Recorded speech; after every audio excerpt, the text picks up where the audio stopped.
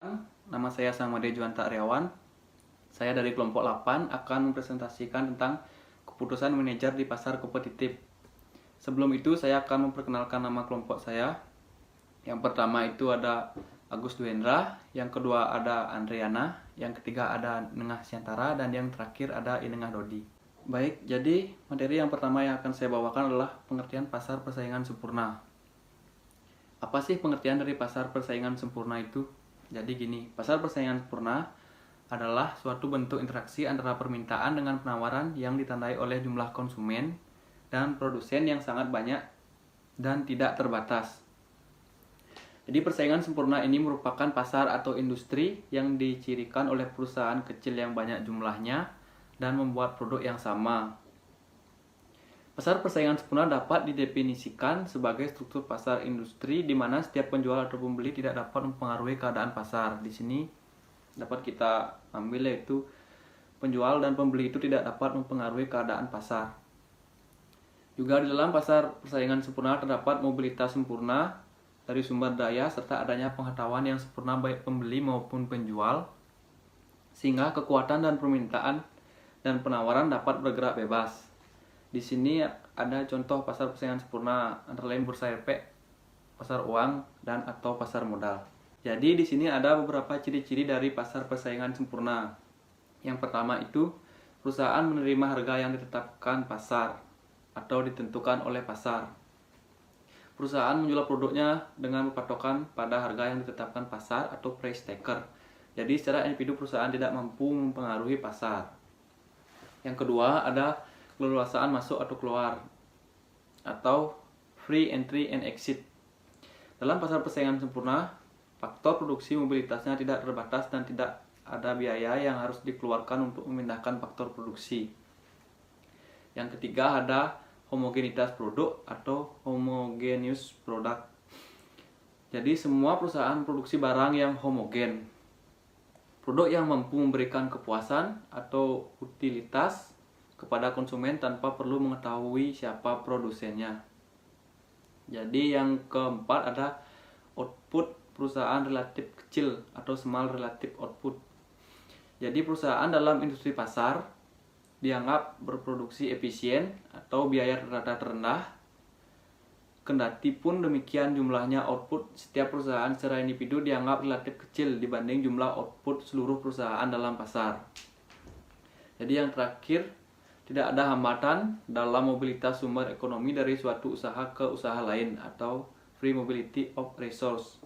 Jadi itu adalah ciri-ciri selengkapnya dari pasar persaingan sempurna. Jadi dari beberapa ciri-ciri tersebut dapat kita simpulkan bahwa seorang produsen tidak dapat mengubah harga pasar yang berlaku.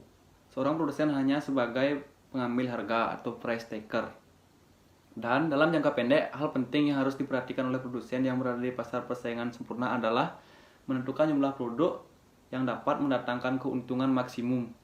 Jadi hal tersebut dapat tercapai jika pendapatan marginal atau MR sama dengan biaya marginal atau MC dan juga sama dengan harga outputnya. Jadi selanjutnya ada permintaan pasar terhadap pengusahaan penerimaan harga. Ciri pertama dari pasar persaingan sempurna adalah setiap perusahaan adalah pengambil harga, yaitu suatu perusahaan tidak mempunyai kekuasaan untuk menentukan harga. Jadi sebuah perusahaan itu tidak ada hak untuk menentukan harga produknya sendiri.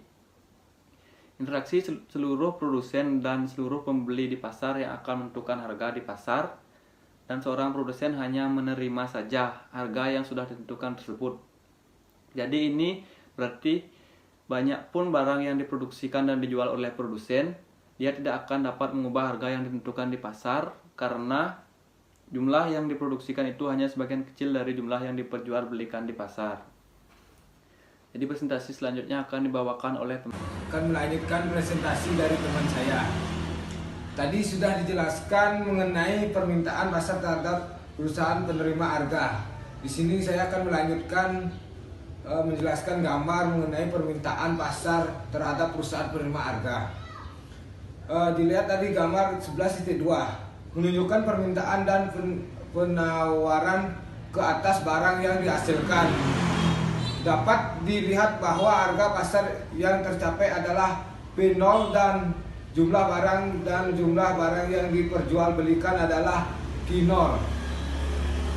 Dalam gambar ditunjukkan permintaan yang dihadapi perusahaan. Kurva permintaan pada panel B adalah berbentuk suatu garis yang sejajar dengan sumbu datar. Dan selanjutnya saya lanjutkan ke materi keseimbangan perusahaan dalam jangka pendek.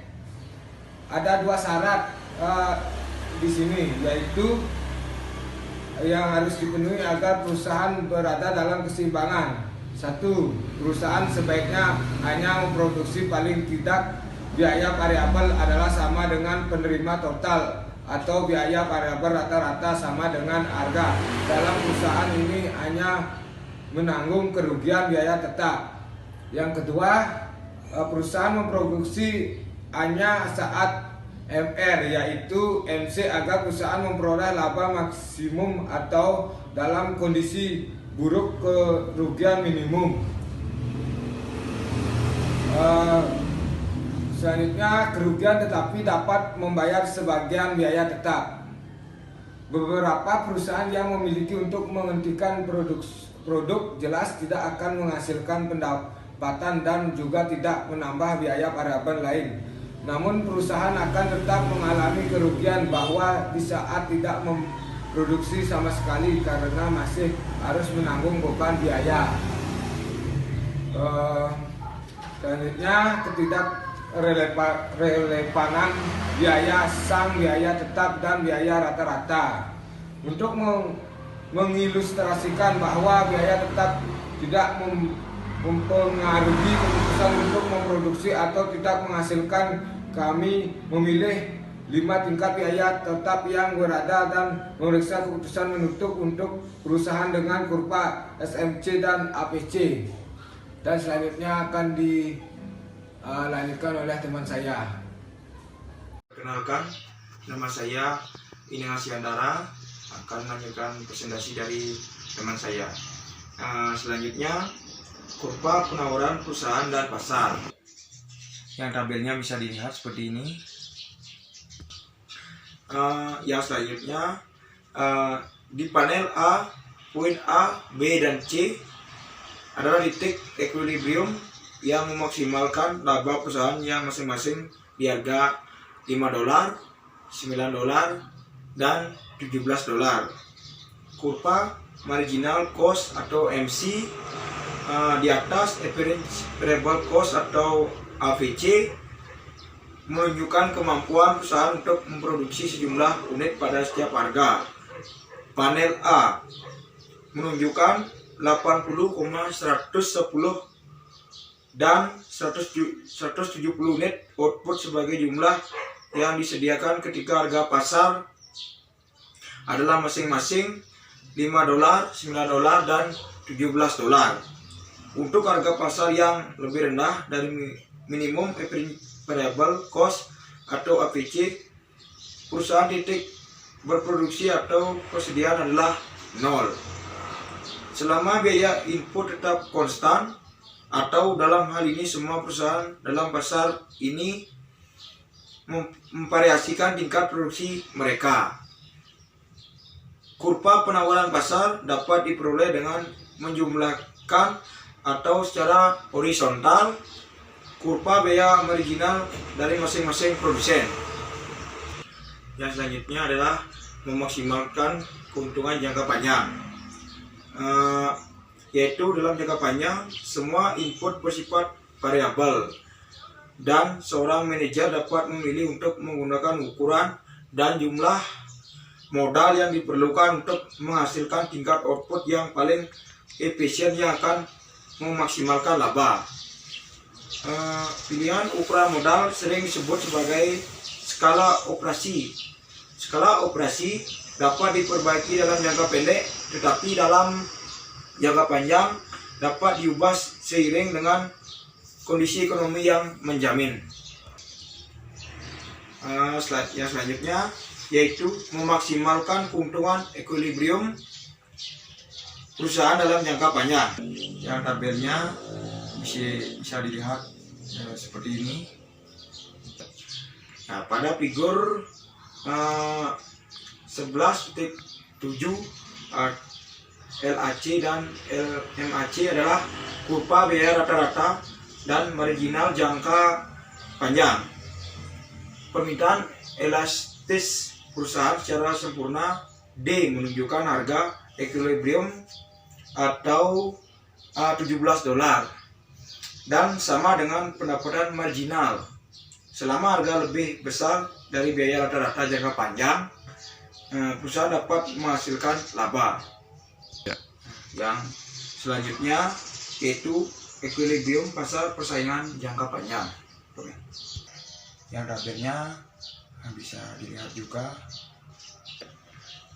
Equilibrium jangka panjang terjadi pada harga $10 dan output 140 pada titik M. Semua perusahaan memaksimalkan laba P sama dengan LMAC dan tidak ada insentif bagi perusahaan untuk memasuki atau keluar dari pasar karena keuntungan ekonomi 0 atau sama dengan P sama dengan LAC saat ada perusahaan baru yang masuk ke dalam pasar atau keluarnya perusahaan yang ada dari pasar akan menyesuaikan sehingga P sama dengan LMAC sama dengan LAC yang berada pada titik. Terima kasih atas waktunya buat saya. Perkenalkan, nama saya Iwayan Andriana. Saya akan melanjutkan presentasi dari teman saya, di mana di sini saya akan menjelaskan tentang penawaran jangka panjang di pasar persaingan sempurna. Yang pertama adalah pasar dengan biaya yang terus meningkat, yaitu adalah jika saat semua perusahaan dalam pasar memperluas output dan dengan demikian penggunaan input, harga dari beberapa input yang digunakan dalam pasar ikut meningkat. Misalnya seperti jika pasar komputer pribadi memperluas produksinya dari 15% atau lebih lah, kira-kira itu harga dari banyak input seperti yang pertama ada harga input chip microprocessor dan papan RAM dan disk driver dan lain sebagainya akan meningkat, menyebabkan biaya marginal dan rata-rata untuk semua perusahaan bergeser akan ke atas. Dan selanjutnya di sini ada pasar dengan biaya konstantan, adalah jika suatu output pasar dan penggunaan input meningkat, semua harga input yang digunakan dalam pasar tetap konstantan. Misalnya pasar pertanian mungkin sangat kecil, sehingga penggunaan input seperti pupuk atau buruh tani dan mesin tidak berpengaruh pada harga input karena itu mungkin pasar biaya konstantan. Dan di sini juga ada menunjukkan hubungan antara perusahaan yang khas dalam pasar biaya. Yang pertama konstantan, panel A, dan kurva penawaran pasar jangka panjang, yaitu SLR untuk pasar biaya konstantan. Yang kedua, panel B, perhatikan bahwa harga pasokan dalam jangka panjang adalah konstan dan sama dengan 10 untuk semua tingkat output pasar. Hasil ini mengikuti dari kondisi equilibrium jangka. Dan selanjutnya ada pasar dengan biaya yang terus meningkat, yaitu figur 11.10 mengilustrasikan hubungan antara perusahaan tipikal dalam pasar dengan biaya yang mengikat panel A, yaitu dengan kurva penawaran pasar jangka panjang panel B karena pasar adalah dengan biaya yang terus meningkat karena memperluas produksi.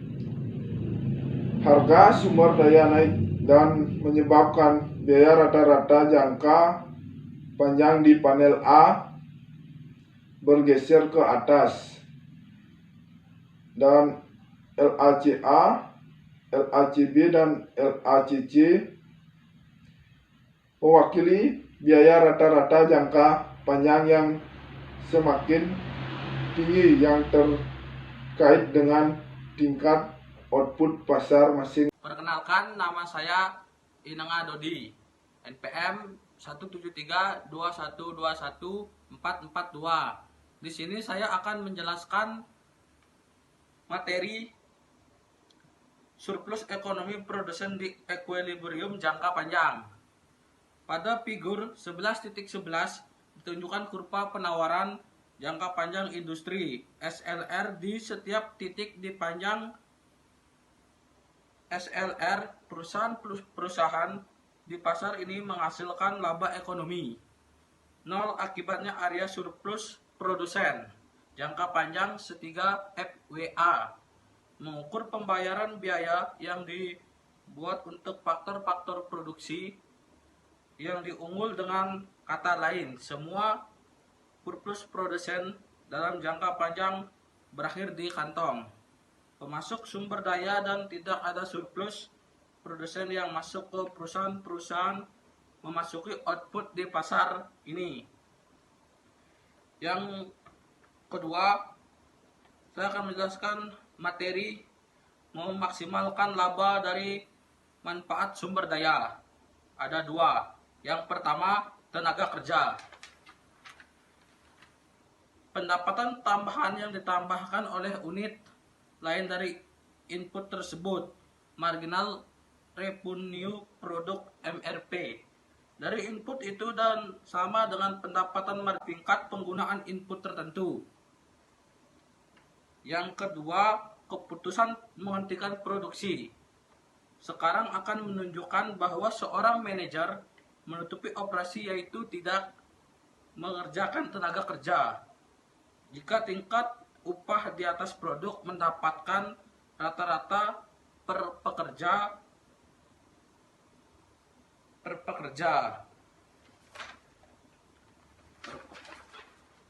Pada gambar 11.12, perusahaan pesaing menutupi jika tingkat upah naik di atas WO. Pada titik A, gambar 11.12, permintaan perusahaan untuk tenaga kerja adalah kurva MRP atas kisaran penggunaan tenaga kerja LO hingga L3 antara titik A dan B. Untuk memaksimalkan laba, manajer memilih tingkat penggunaan tenaga kerja yang mana MRP sama dengan W ketika upah naik di atas WO. Pada gambar 11.12 pada tingkat penggunaan tenaga kerja yang mana MRP sama dengan W, tingkat upah melebihi produk pendapatan rata-rata W. ARP dan manajer akan menutupi perusahaan tidak mempekerjakan tenaga semua tingkat upah di atas titik A.